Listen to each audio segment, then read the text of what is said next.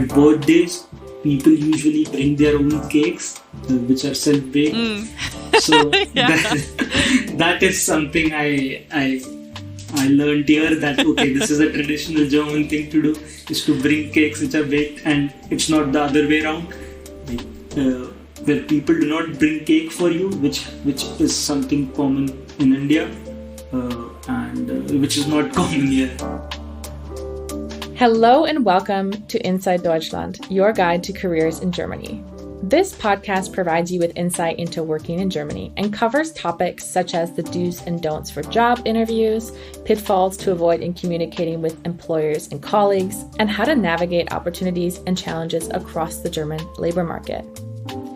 I am your host, Jessica Schuler, a Germany-focused career coach, trainer, and international educator. As part of the Inside Deutschland podcast, I will be interviewing people from all across the globe who have been successful in Germany so that you can learn from their experiences and expertise. The words order and punctuality are probably two words that come to mind when you think about German business culture. But is this cliché still true when it comes to rules and values in a German office? In this episode, we're going to talk about modern German business etiquette, from dress codes to punctuality to communication, and, since Germany is a beer nation, alcohol and events at work. One of my guests is a DAAD alum and software developer Abhishek Kalwar. You just heard him talking about birthday cakes. Originally from Mumbai, he has worked in several German companies, and bringing a cake for his birthday wasn't the only surprise for him when it came to working in Germany. Before we hear about that, I would like to introduce our German work etiquette expert, Gretchen Schaup. She will give us insight into how the pandemic has changed some common German work etiquette traditions and what pitfalls to avoid in the office. Gretchen is a co-author of the book More Than Manners, The Business Professional's Guide to Success in Germany. She holds a PhD in business management from Virginia Tech University in the United States. And in addition to her teaching and research experience, she has worked for several large German companies such as Volkswagen. Gretchen teaches business administration at the Welfen Akademie in Braunschweig, Germany. She's a business coach and trainer, providing workshops and seminars related to behavior in the workplace, such as business etiquette, delegating to employees, building employee resilience, first leadership experiences, and women in leadership. You and your co-author wrote the book in 2013. Do you think a lot has changed in regards to German business culture since then? Yes, and I think it's also good that it has. Obviously, one of the major accelerators of that change was the pandemic. So I don't think that's just something that's had an impact on German business culture. I think that's had an impact on business culture all over the world. Before I talk about that, I would say that if we compare the last, 2023 with 2013, one of the other accelerators, especially for international companies, has been the introduction of agile work methods. So I got to know Germany as a very hierarchical work culture. And this also had to do with the fact that I worked for the companies that I worked for. My husband still works for Volkswagen, and I still think that they're a very hierarchical organization, as are a lot of the DAX corporations. But they have made great strides in introducing agile methods and trying to flatten hierarchies. And with that has come a lot of change just in the structures of the organizations and the distance between the manager and the subordinates, in the way that they address each other. I know that one of the topics we talk about in the book is the difference between du and sie. That has fallen away a lot, and a lot of the pronouns that are now used are the informal pronoun of du. The way people dress has changed a lot. You'll be hard pressed to find, people or men wearing ties, unless they're presenting or there's a special event planned. A lot of tennis shoes being worn with suits or with more formal attire. So yeah, that has really made a big difference, I think, in what the content that we wrote back in 2013. And yeah, the other major differences that have come out of the last 10 years were pushed by the pandemic. And I'd say one of them has affected the handshake. The handshake has always been the standard default greeting for Germans. And this is kind of extreme. I was telling my husband the other day, I was like, do you remember when we would go to work and we'd actually shake everybody's hand every single morning? It wasn't just like when you were meeting somebody for the first time. It was actually like, good morning, shake your hand, go to the next desk, good morning, shake your hand. And I said, that just seems like out of a science fiction movie at this point, because the pandemic has made that, it's really changed that. But it's also changed because the Germans have really embraced, mobile working from home. So there's just not a lot of opportunity to have personal contact with your colleagues anymore. So yeah, I think that has changed. The handshake is still, or it's coming back into favor, but definitely not to the extent that it was before the pandemic. I would say a lot of people just completely refrain from any sort of touching when it comes to greeting, or they do the fist punch, or, with personal contact, people that in your private life, it's different. But I would say that has definitely changed since we dedicate like an entire chapter or two to greetings and handshakes. I wanted to mention that. And do you think, with this acceleration that the pandemic brought with to kind of work culture across the globe, but also in Germany specifically, do you think that there's a need to understand kind of netiquette or, remote work etiquette? Is it different in Germany than you think it is in other countries, or is that something that you think has become quite globalized as far as how to behave? It's very globalized, and I think it's just really making or honing in on what were we doing before and what are we doing differently now. Like one of the things that I also mentioned in a talk I was doing recently was this idea of conflict avoidance, because in Germany, you have a feedback culture that is very direct. And you also have a feedback culture that happens quite frequently. So, it's not impolite to tell somebody, you could do your job better. It's actually a part of their culture. And I was mentioning how recently I've had a lot of different conversations with managers, anecdotal stuff. It's not like, I did a survey of 500 people, but I've had some stories where I've heard that giving feedback has become very different because the reason for the conflict is not something that is addressed every day, because you're not going to work and necessarily being confronted with a particular conflict. Like maybe 3 or 4 people are working on a team on a project and 2 of them don't get along, but because they're now mostly working from home, the personal issues just don't play as big of a role. So a lot of that conflict has been able to be avoided, even though maybe you still have issues that you should be addressing there. So yeah, but that, I don't want to say that personal conflict is more important than task conflict. Obviously, you also want to deal with task conflict, but in both cases, the home work environment has changed that. And I think that's a big discrepancy over what employees were dealing with when they did meet every day in an office environment. And at the same time, it also takes away a lot of opportunities for people to get to know their colleagues or get to know what it's like to actually work in an office, or get used to hearing from people, on a daily basis, whether or not your work was good that day or not, right? I think that that's also like a learning curve that then when you go into a remote environment right away, which a lot of internationals did during the pandemic, that you just completely miss out on. Yes, and I think that's another big discrepancy in Germany is the Germans are very efficient, and they're also very content oriented when it comes to the meetings. So, you would go to a meeting, and maybe in a live meeting where everyone is present in the office, there is some small talk that goes on at first, some joking around, and then you would get to the content. But even during the meeting, there would still be some personal information that was exchanged just to keep the mood light and to, the way that humans are when they're together, right? And I would say that the focus now on online meetings has really increased that ability to be efficient and focus on content. And that is also at the cost of the social connection that was taking place before. And I don't think this is specific to Germany necessarily. But again, the Germans like to be efficient. They like to make a good use of time, and they like to focus on content. And that has definitely been made easier through the use of back-to-back online meetings. They're kind of missing, or they need that social infusion at some point during the day, the scheduled coffee chat or something. But for someone who is coming into a new environment in Germany, maybe their first job in Germany or their second job in Germany in a new role, what would be the ways in which they should introduce themselves to the team and get acquainted to the people that they're going to be working with? What are some kind of do's and don'ts along those lines?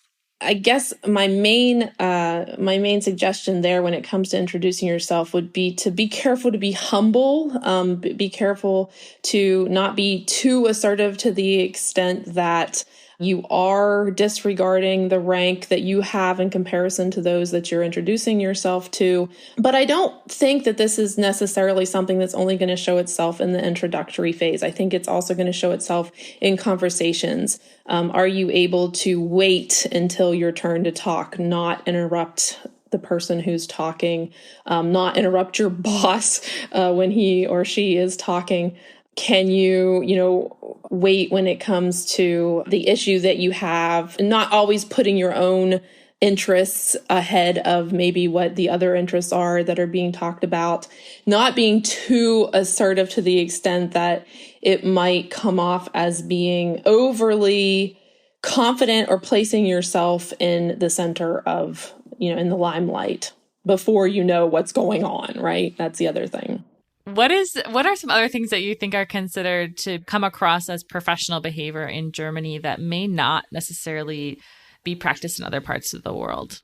One thing that we actually don't mention in the book is something that I have been working on in some of the workshops that I give on general employee behavior, is this idea of the hardworking, dedicated employee who goes above and beyond and does a 12-hour workday and then goes to the gym and then goes home and does another hour answering 5 emails.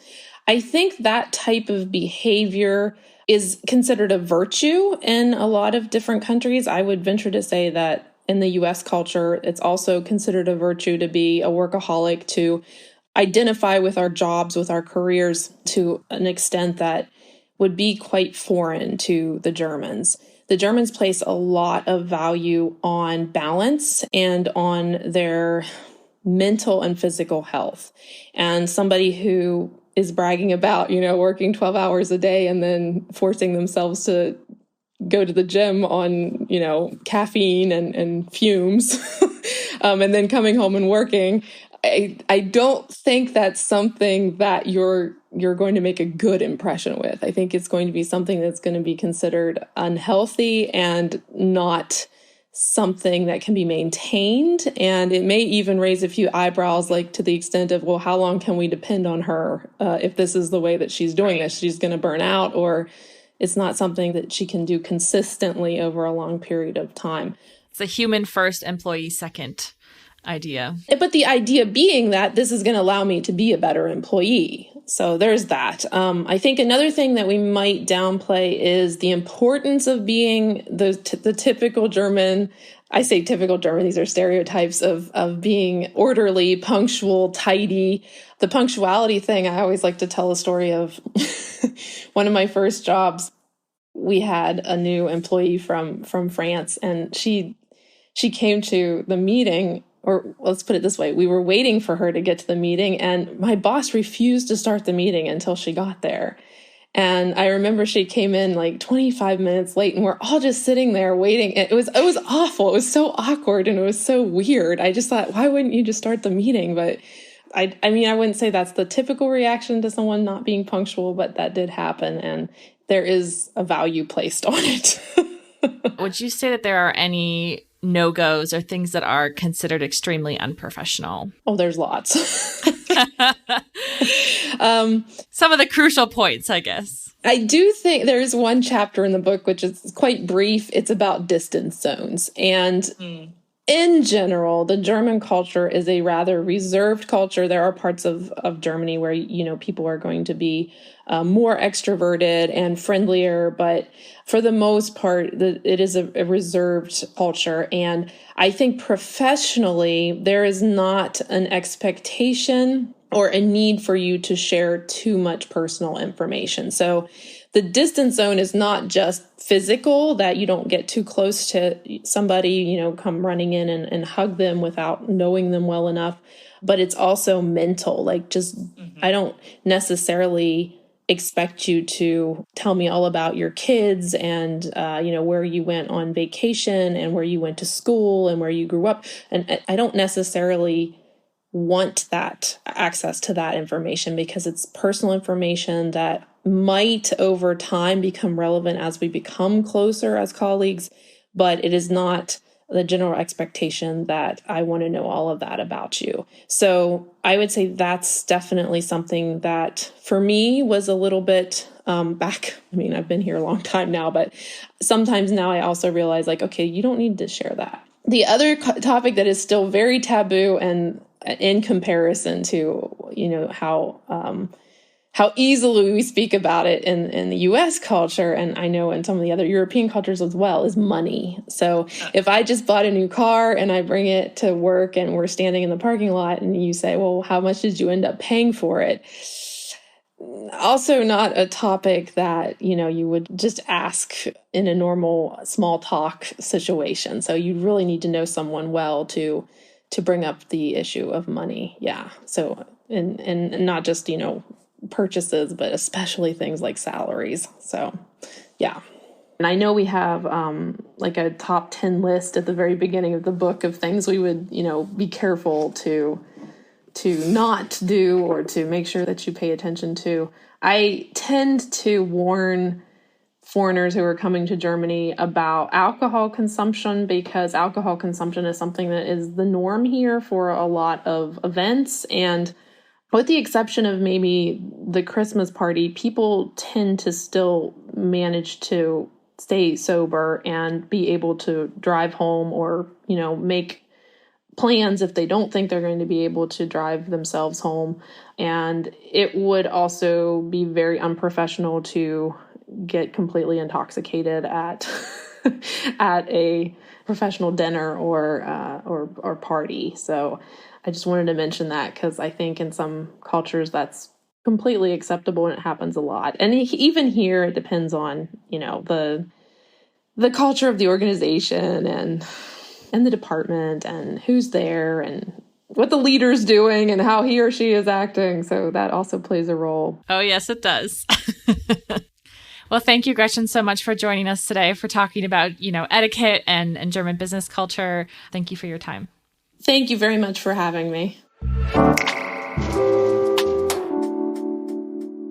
So while work etiquette in Germany, like the handshake or the use of the formal Sie, have changed with the pandemic, other values such as punctuality and direct communication have not. Another thing Gretchen mentioned is that as much as Germans like to be on time, they also like to leave on time. Working long hours isn't necessarily seen as a positive. This is something that our second guest, Abhishek Kalwar, also noticed.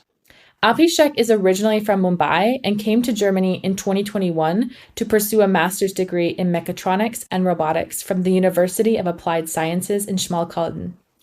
Alongside his studies, he is currently a robotics software developer intern at a German company. Throughout his education, he's completed several internships in both India and Germany, which has provided him with ample means to compare working culture in both countries.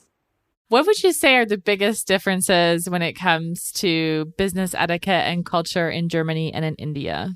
So I think it's a personal observation, so I'd like to highlight that before I comment. But I think people in Germany work as per the time. So if there's a commitment to work 8 hours, they will work 8 hours. And going anything beyond 8 hours would come at a cost. It's not something that they do it for free, is what I have observed. They keep note of their extra hours as well, or the company does it. I mean, it's quite a standard procedure. So the relation is limited. The work-life culture, I would say, is quite balanced. I think in multinational companies, you do not have the timings are very fluid. The start times are quite fixed, but the end times usually delay as per the requirement. That is something rarely seen in Germany. It's not that it's not seen, but it's rarely seen. So that is one of the major differences, I would say.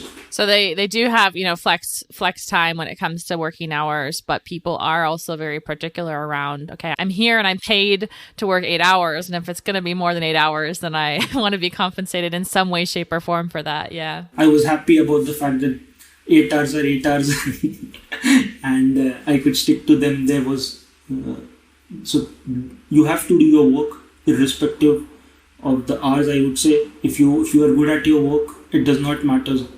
I mean, if you are working even a little less or a little more, it's more the work that is given to you needs to be done excellently.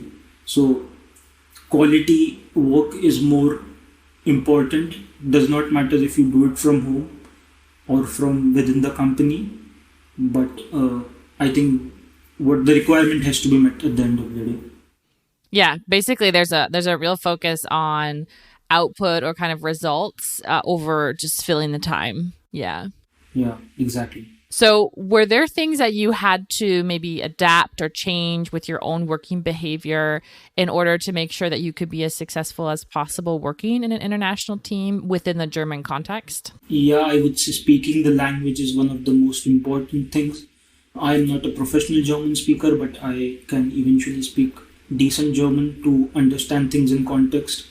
And also regarding the main work is definitely in English, but there are times people speak in German, and it is kind of on a daily basis an urgency, or there is a need to know good German. And even if that's not the case, if there are times, or most of the times, the conversations on the table during breaks are in German. And if you want to enjoy working where you are, I think it is one of the most necessary things to know German, so you can fully integrate into the work culture and enjoy your work as well. Excellent. I think that's a really good point for people to hear too, is even if your entire job is in English, people are going to be chit-chatting or, having small conversations in German, and you want to be included in that. That's important. Do you think it's true that Germans are very direct and honest in their communication style? Yes, absolutely, I would say. I see smiling. Tell me more about that. Yeah. So there will be times when over the table they would just come to you and tell something you very directly on your face, and you would think initially that it's super rude, but it's actually not. In the long run, it actually helps, because you can do the same.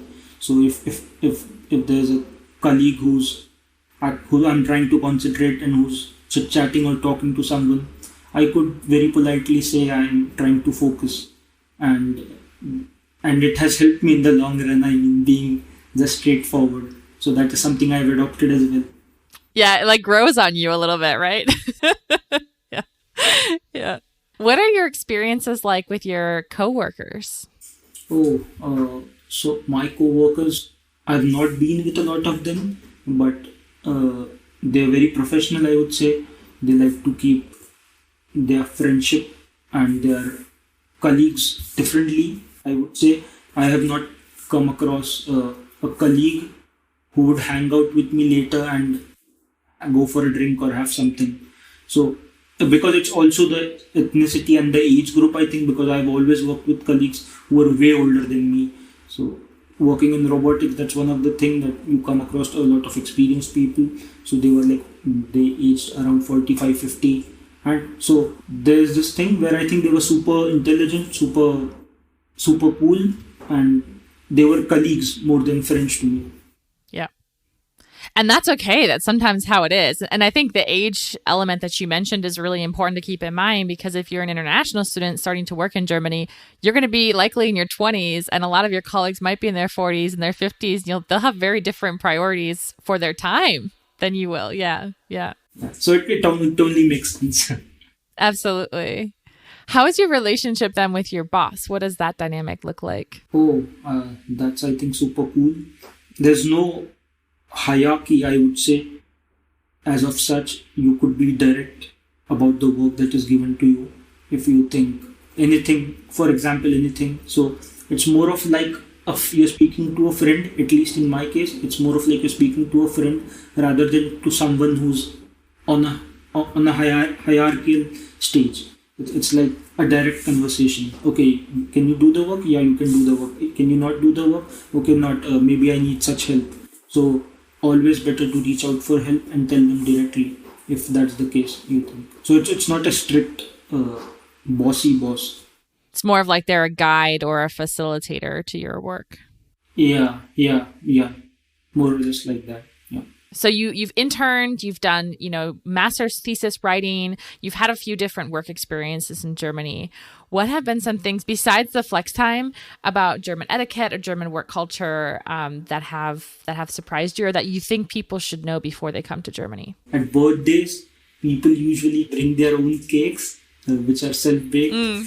So that is something I learned here, that okay, this is a traditional German thing to do, is to bring cakes which are baked, and it's not the other way around. Where people do not bring cake for you, which is something common in India, and which is not common here. So yeah. Yeah, we're both laughing because in the US it's the same. Like, no, okay. It's my birthday. You're bringing me the cake. Yeah, exactly. That's something I was astonished. Oh, so it's your birthday. People actually go telling everyone, oh, it's my birthday, please have the cake. And I was quite astonished. Oh, that's nice. Well, thank you so much, Abhishek, for being here with us today. This has been a very enjoyable, fun conversation. It's always great to talk about different experiences working in Germany. So thank you for taking the time to share yours. It's my pleasure. I'm really glad.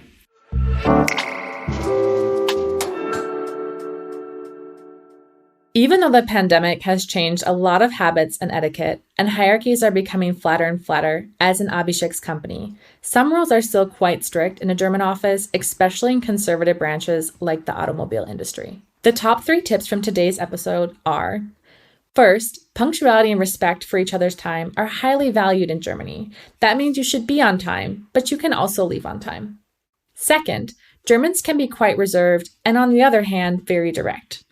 Make sure to respect distance and ranks, but don't worry too much about direct communication. It's just their style. And finally, last but not least, bring cake on your birthday. If you want to learn more about German business etiquette and work culture, check out the show notes for a link to Gretchen's book. In the next episode, we will talk about mastering a career and family in Germany. I'm already super excited to talk to 2 brilliant mothers about this. Until then, thanks for listening. My name is Jessica Schuler, and this is Inside Deutschland, your guide to careers in Germany.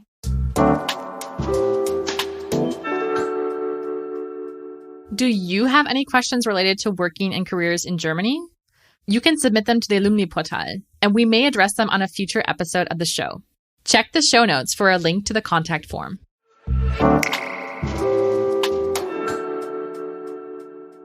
All right, Gretchen, this has been very, very interesting. I have one last question for you. Is there a favorite German word of yours that comes to your mind when you think about business etiquette in Germany, German business culture, or just working in Germany? There is a German word that is now coming into it's coming into the language and being used more frequently in personnel development, and that's Selbstwirkung. Which in English actually means self-efficacy, like this feeling that I am competent at a particular, I'm falling back a little bit on the conversation we just had, but it is a word that I'm seeing used much more frequently. And it is this idea that as I start a job and I build my competency base, then my self-efficacy, my belief that I can actually perform the job and I feel confident in a particular area, it grows and it like spirals up to a point where I become an expert at that in that particular task or in that particular field, and I feel like I'm making a contribution in that particular area.